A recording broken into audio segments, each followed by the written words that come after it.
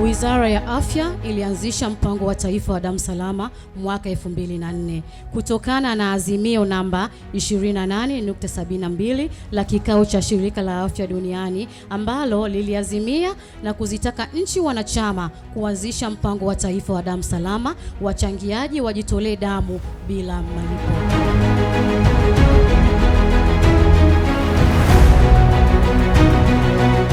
Jitihada zinazofanyika na kuendelea kuhamasisha jamii kuchangia damu, hasa mazao ya damu aina ya plasma, zinaendelea, na azima ya serikali ni kuhakikisha vifo vya mama na mtoto vinapungua. Waziri wa Afya kupitia mpango wa taifa wa damu salama kwa kushirikiana na ofisi ya Rais TAMISEMI tumeendelea kuimarisha upatikanaji wa huduma ya damu salama nchini. Tumeona jinsi ambavyo Watanzania wanaendelea kuhamasika, elimu imeendelea kusonga mbele. Niendelee kuwapongeza na niwaombe msiache kuishika Wizara ya Afya mkono, kwa sababu afya yetu, uhai wetu, maisha yetu yapo kwenye damu. Kwa hiyo niwaombe muendelee kuwa mabalozi kupitia vyombo vyenu vya habari, muendelee kuhamasisha Watanzania wachangie damu, kwa sababu hakuna mbadala wa damu Tanzania wala duniani.